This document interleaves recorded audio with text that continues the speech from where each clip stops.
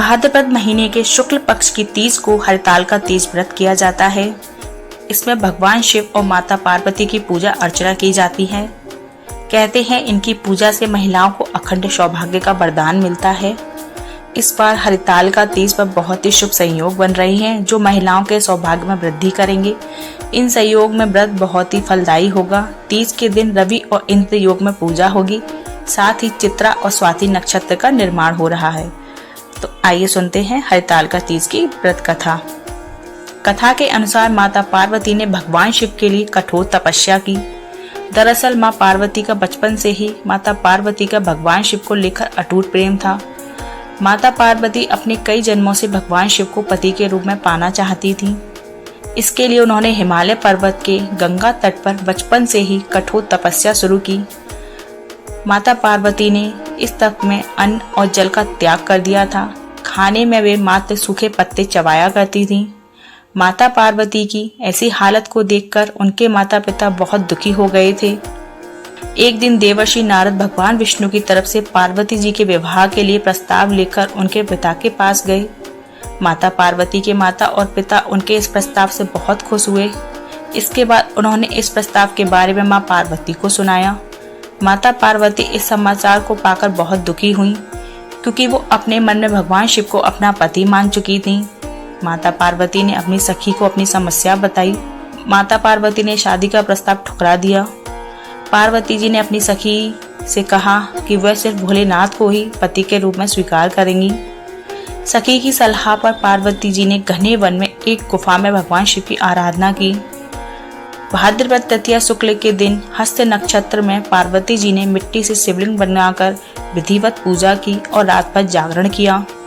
पार्वती जी के तप से खुश होकर भगवान शिव ने माता पार्वती को अपनी पत्नी के रूप में स्वीकार कर लिया था।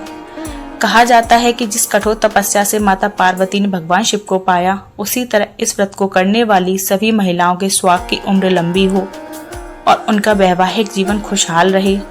माना जाता है कि जो इस व्रत को पूरी विधि विधान और श्रद्धा पूर्वक व्रत करता है उसे इच्छा अनुसार व्रत की प्राप्ति होती है। हरितालिका तीज पर गौरा और शिव से अखंड सुहाग की कामना करनी चाहिए और बोलना चाहिए कि भगवान हमें अजर अमर सुहाग देना। अब जानते हैं हरितालिका तीज व्रत के नियम के बारे में।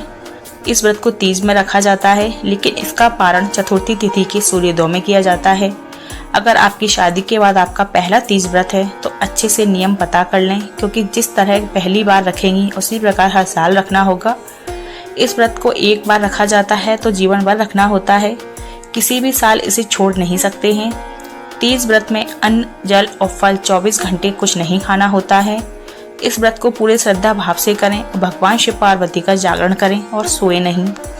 अगर आप बीमारी या किसी वजह से व्रत छोड़ रहे हैं तो आपको उद्यापन करना होगा या अपनी सास या देवरानी को व्रत देना होगा। अब जानते हैं कि हरितालिका तीज का व्रत क्यों रखा जाता है। ऐसी मान्यता है कि इस तिथि पर ही माता पार्वती की सखी सहेलियों ने उनके पिता के घर से हरण करके जंगल में भगवान शिव की उपासना के लिए लेकर गई थी, जहां पर माता पार्वती ने कठोर तप करते हुए भगवान शिव को पति के रूप में पाया था।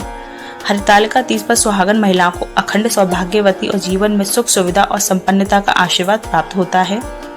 अब जानते हैं हरितालिका तीज की पूजा विधि के बारे में। इस व्रत में सुहाग का सामान यानी 16 श्रृंगार की चीजें माता पार्वती की पूजा में अर्पित करते हैं। इसके लिए वो एक सुहाग पिटारिया यानी एक टोकरी बना लेती हैं, जिसमें सभी सामान रखकर माता पार्वती को अर्पित किया जाता है। इन शुभ संयोग में हरितालिका तीज के दिन फूलों से बना फुलेरा बांधा जाता है और उसके नीचे मिट्टी के शंकर और पार्वती की स्थापना की जाती है और रात्रि जागरण कर शिव पार्वती जी की पूजा अर्चना की जाती है। दोस्तों, उम्मीद करते हैं आपकी हरितालिका तीज बहुत ही शुभ हो। मिलते हैं ऐसी एक और वीडियो के साथ, तब तक के लिए धन्यवाद।